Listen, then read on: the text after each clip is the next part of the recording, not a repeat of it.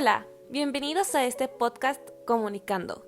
Hoy hablaremos de dos escuelas importantes para la comunicación, la de Budapest y la de Frankfurt, y sus respectivas ideas. Comencemos. Hablaremos primero de la Escuela de Budapest, una escuela que engloba un conjunto de pensadores de los campos de la filosofía y la sociología y que estuvieron encabezados por Agnes Heller principalmente. Esta escuela basó su estudio en lo social, basándose en las teorías y postulados de Marx. Los principales postulados que vamos a encontrar en esta escuela van a girar en torno a la construcción de una sociología y una antropología humanística, la cual va a estar basada en la crítica del marxismo hacia la sociedad capitalista, y de igual forma va a considerar a este capitalismo como un sistema y una estructura individualista que influye en el estilo de vida y en la cotidianidad, y por ende se crea una sociedad igualmente individualista. Otro de sus postulados es que los medios de comunicación colectiva han contribuido a convertir el arte en una mercancía más, haciendo que el artista tenga que direccionar su obra de arte hacia el condicionamiento del capitalismo y pues claramente lo que éste exige, pensando más en el consumo y en la ganancia. De esta forma el arte pasa a ser solo un objeto más víctima del capitalismo y se pone al servicio de la publicidad, donde la estética es desplazada para satisfacer las falsas necesidades de una burguesía. El arte ha dejado de ser un emisor de críticas y sensibilidades humanas para convertirse en una mercancía sujeta a las críticas de los especialistas y a expensas de la demanda de la industria y de la burguesía. Personalmente, uno de los autores que más llama mi atención es Karel Kosik, quien fue un exponente del marxismo no dogmático, es decir, aquel marxismo que no tiene temor por la crítica de las ideas y de la realidad. Es por eso que a este autor se le incluye dentro del círculo de pensadores de la Escuela de Budapest, que aunque no estuvo dentro tal cual, confluyó en varios pensamientos en el repensar de las categorías esenciales del materialismo histórico, o sea, el volver a Marx y enriquecerlo con un análisis moderno que trajera sus ideas en ese momento al siglo XIX. Esto con nuevas aportaciones que pues en el tiempo de Marx no pudieron haber existido. La idea de la Escuela de Budapest es justo eso, desmitificar a Marx, releerlo y revitalizarlo. Se van a desarrollar tres argumentos principales que son el mundo de la pseudoseducción, el problema del conocimiento relacionado a la categoría del praxis y el problema de la moral y la vida cotidiana. Estos tres argumentos van a estar relacionados con la problemática de la comunicación humana y especialmente en el campo de los medios masivos de comunicación. Vayamos con el primer tema, el mundo de la pseudoseducción. Kosik afirma que el hombre y la mujer toman una actitud indiferente ante el pensamiento reflexivo. ¿Con esto qué quiere decir? Pues nos dice que la sociedad es tan individualista que toman el mundo de las apariencias como lo real, lo verdadero, lo único existente.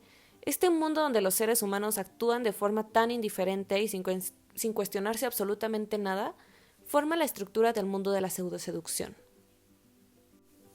Claramente, estas imágenes de la falsa realidad son creadas desde arriba, desde los medios de comunicación.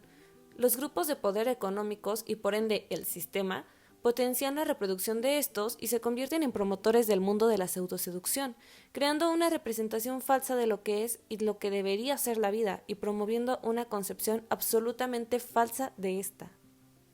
Volviendo a la crítica del capitalismo, los medios masivos de comunicación tienen una tarea fundamental, y esta es fomentar el consumo de bienes y crear una ideología de un modo de ser del mundo, por lo que este mundo de la pseudoseducción está más firme que nunca.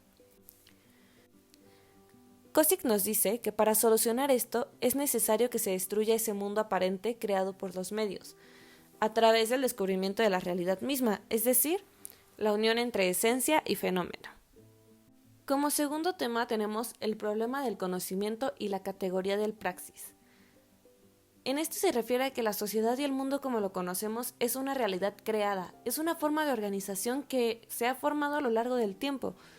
Todas las acciones y conductas que realizamos muestran una parte de la realidad. Sin embargo, son hechos desde la praxis inconsciente. Esto quiere decir que son actos hechos desde la necesidad y la adopción de un mundo que ha sido construido y reproducido a través de la historia. Por ejemplo, el egoísmo, la competencia, la división de trabajo, el racismo, son relaciones que no aparecen de manera fortuita o de manera inmediata, sino que son manifestaciones de las organizaciones que cierta sociedad ha adoptado. Por esto es absolutamente necesario que la praxis vaya de la mano de un pensamiento crítico y así generar un sentimiento, una idea de unidad entre pensamientos y hechos. Y el tercer tema es el problema de la vida cotidiana y la moral. Se expone un tercer tema que es el problema de la vida cotidiana y la moral, en el que se dice que actualmente tanto hombres como mujeres vivimos en un mundo que parece que funciona de una manera automática. Parece que somos independientes y que el sistema actúa por sí mismo, cuando en realidad cada vez somos más influenciados por el capitalismo. Nos hemos convertido en seres que se mueven por la economía y por lo que ella representa. Todas nuestras ideas, nuestro pensar, nuestro hacer, todo está fuertemente influido por las necesidades creadas de una sociedad capitalista, en la que el arte, la ciencia y hasta incluso la filosofía han sucumbido ante el paso del capitalismo. Aun cuando creemos que el sistema funciona por sí solo y que nosotros estamos actuando como seres totalmente independientes, la realidad es que no. Tan solo piensen, por una parte se nos pide que seamos buenos todo el tiempo, que tratemos a nuestros semejantes como iguales, pero por otro se nos exige la competencia, derrotar al rival a como dé lugar, competir con el otro, pues se nos ha enseñado que aquel que logra explotar su potencial es aquel que será exitoso. Ello nos conlleva inconscientemente a un estado de angustia e infelicidad. Ahora vamos a hablar un poco de Agnes Heller. Durante su carrera académica, ella elabora un análisis desde el materialismo histórico, en el que examina la inmensa red de relaciones y factores que rodean al sujeto en su vida diaria. Se centra en la vida cotidiana. Y bueno, de ella se pueden tomar los siguientes puntos, que son la vida cotidiana, el sistema de necesidades y la revolución social total. Vamos a empezar por la vida cotidiana, en la que sostiene que somos seres sociales desde que nacemos, y desde que nacemos estamos inmersos en un mundo que ya está constituido. A medida que vamos haciendo uso del lenguaje es que empezamos a entender y usar estas herramientas que nos sirven a lo largo de la vida para relacionarnos con los demás, por lo cual quiere decir que la socialización en sí comienza desde que empezamos a hacer uso del lenguaje. Heller nos dice que la sociedad es la reproducción de la vida particular, por lo cual se puede decir que la sociedad es la vida cotidiana. Por eso cada sociedad va a ser diferente, pues esta consiste en la reproducción de uno a través del otro. Y esto es importante y destacable porque la vida cotidiana entonces es la reproducción de la vida particular, por lo cual los medios de comunicación son los encargados de deformar la realidad, adentrándose en los individuos y en sus hábitos, claramente para modificarlos y redireccionarlos hacia el consumo, y de esta forma cumple con todos los caprichos que el capitalismo exige. Bueno, cuando el sistema ha logrado este punto, puede decir que ha cumplido totalmente su función, ha alcanzado la cima del éxito. O sea, tal cual, los medios logran su función máxima, alcanzan la cima del éxito, entrando a nosotros como un virus para modificar nuestros hábitos, nuestros pensamientos, nuestras ideas, y todo ello direccionarlo hacia el consumo sin que nosotros nos demos cuenta.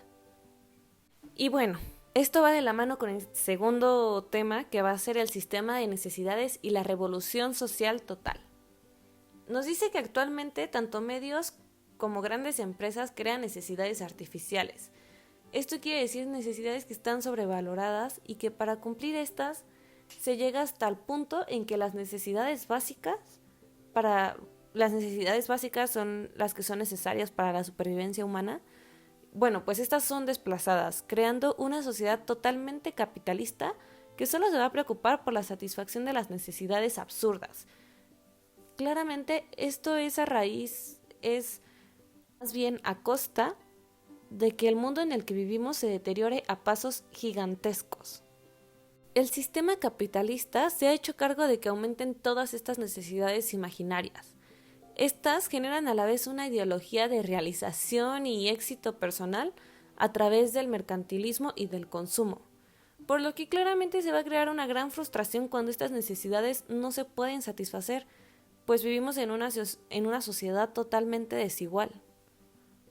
Heller, para concluir con este tema, nos menciona que para lograr esta transición de una sociedad capitalista explotadora a una sociedad basada en la unidad y en la cooperación, será necesaria la libertad. Solo así se va a lograr más bien una sociedad que sea totalmente libre, una sociedad que rechace la cosificación y que proteja la libertad. Esta transformación solo será posible cuando se deje de pensar y actuar buscando la satisfacción de aquellas necesidades absurdas, imaginarias, falsas, como el dinero, los bienes y el prestigio, y se empiece a satisfacer las necesidades reales, las necesidades humanistas. Estos son el amor, la unidad y la solidaridad, por ejemplo. Y bueno, ahora vámonos a la escuela de Frankfurt. Esta escuela tuvo sus orígenes en un grupo de pensadores en torno al Instituto de Investigaciones Sociales de la Universidad de Frankfurt. Esta escuela no es marxista, sin embargo, no se puede negar que hay ideas de materialismo histórico que acompañan a varios de los miembros. Algunos de sus postulados más importantes están divididos en 4 temas, que giran en torno a perspectivas diferentes, pero la verdad es que al final se unen en un solo punto, y este es la crítica a la sociedad moderna. El primer tema es el problema de la historia y la crítica de la ilustración, en el cual Adorno y Horkheimer, perdón si no lo pronuncio bien, pero no sé bien cuál es la pronunciación de este apellido, pero bueno, ellos defienden que la razón se convierte en la gobernadora del mundo, y ello hizo que se situara a otro nivel de mito. Esto quiere decir que en realidad en la ilustración sí trajo consigo la desaparición de dioses, de brujas, de seres mitológicos, hadas, demonios, etc. Pero a su vez trajo consigo a la razón, misma que después se convirtió en la diosa suprema. Y citando textualmente nos dicen que el poder, la ciencia, la filosofía se acercan hasta formar una alianza que niega la libertad y que funda el imperio de la muerte en el imperio de la ciencia. Y bueno, de hecho ellos mencionan varios ejemplos que por tiempo no es posible que pueda decir todos, pero llegan a una idea que es que la razón también puede ser perversa. Ahora, hablando de la historia, critican el modo de pensar de la historia en la modernidad. ¿Por qué? Pues porque en ella se llega a pensar a veces de una forma lineal y ascendente, en donde se piensa que el presente es mejor que el pasado y el futuro a la vez va a ser mejor que el presente.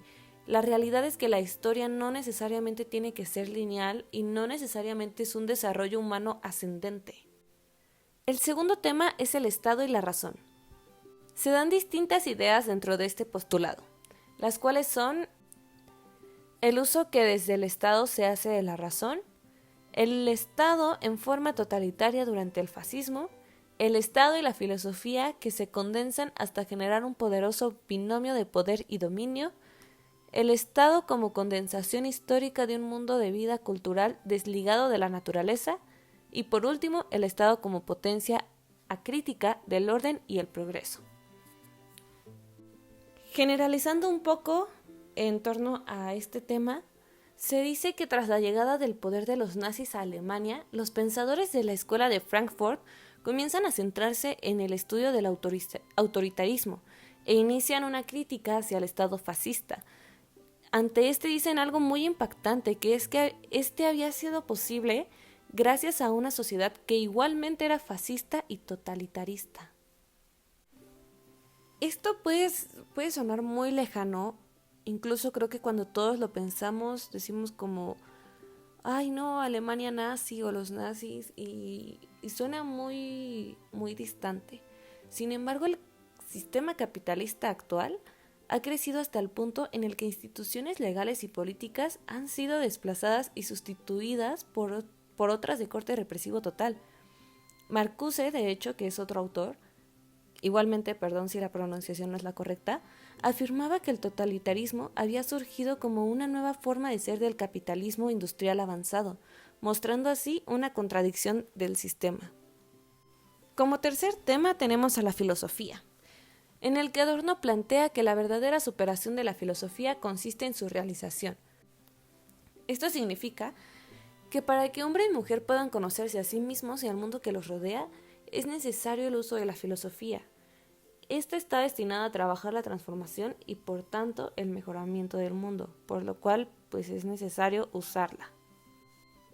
Y bueno, se dice que si se investiga hoy a la humanidad, tendría que tomarse en cuenta que somos una sociedad totalmente industrializada, donde reina el individualismo y donde los otros pueden ser tomados para cumplir los fines propios. Se da una conclusión bastante interesante en la cual se dice que cualquier sistema que asuma y acepte el desconocimiento, negación, marginación del otro para satisfacción individual de cualquier forma es una visión que atenta contra la humanidad. Y el cuarto y último tema es el arte y la cultura, en el que toma a la cultura como lo máximo del espíritu humano. Se dice que este es elitista porque los seres humanos que promueven la cultura son los seres que son conscientes de su situación y su papel en el mundo. Nos menciona que la cultura de masas se ha encargado de hacer que el arte solo satisfaga las necesidades del capitalismo, y así se le quita todo lo bello, todo lo estético, lo humanista. En la modernidad la realidad es que ya no existe arte para el goce y disfrute. Solo existe un arte convertido en una mercancía que crea y satisface nuevas necesidades, entre comillas.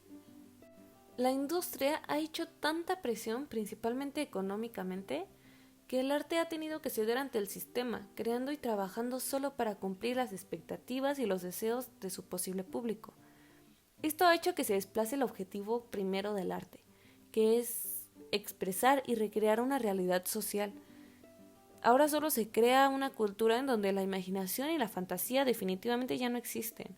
El arte, más bien el artista, es presionado para hacer lo que ya todos hacen, cayendo en una cultura para el consumo. La cultura de esta sociedad industrial se ha deshumanizado y ha deshumanizado a los seres humanos, pues esto está solo al servicio de la ganancia de la burguesía y ya se establecen relaciones humanas cada vez más frías y mediáticas, debido a que esta sociedad individualista solo se preocupa por intereses burgueses. Dentro de esto hay una represión muy fuerte entre hombres y mujeres en la que se les promueve que no deben ser diferentes a los demás, que si muestran actitudes diferentes se les cuestiona la cordura y se va a producir un aislamiento. Fromm, que es otro autor, propone como cura para esta sociedad el pensamiento crítico, aquel que cuestiona todo. Por último, se va a hablar de la comunicación alternativa rápidamente, y es que esta fue una corriente de pensamiento que no formó una escuela propia tal cual, pero su esperanza estaba puesta en una revolución social que llevara a un cambio hacia el socialismo, con el fin de lograr la superación de la sociedad capitalista. Sus postulados van hacia los medios de comunicación y, bueno, no se cierran solamente en ellos, pero se pensaba que estos deberían ser los difusores de la ideología de una sociedad sin clases. Para estos pensadores, el capitalismo actual se centra en una dominación ideológica y cultural, que, pues la verdad, aunque ya no hace uso de la violencia tal cual, sigue siendo igual de dominante, aunque de forma un poco más sutil. Bueno, para que la posición radical de esta comunicación alternativa cumpla con sus objetivos, debe presentarse nuevas formas de comunicación como teatro, conferencias, radio clandestina y televisoras piratas, por ejemplo, con contenido que dé a conocer las problemáticas de las comunidades para generar un cambio social. El objetivo de los medios debería ser el de devolverle el habla al pueblo, tomarlo como el protagonista en lugar de solo verlo como el otro. Esto va a ser posible solo si se le quita el dominio de la información a la clase alta y se le regresa al pueblo, quien debe encargarse también de crear y transmitir sus propias noticias y su propia información.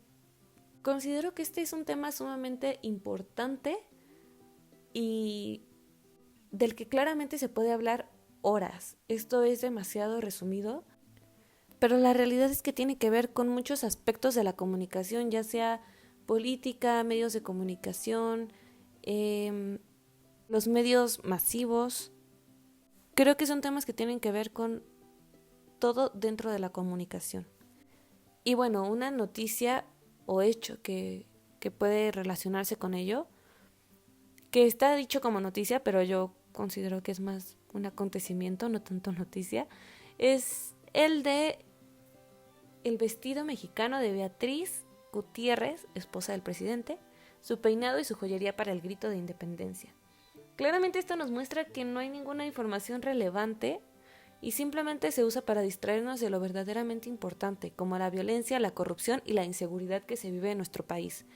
Se crea una imagen totalmente falsa de un país estable cuando la realidad es completamente diferente. Es un México desigual, injusto, corrupto, violento y muchas cosas más.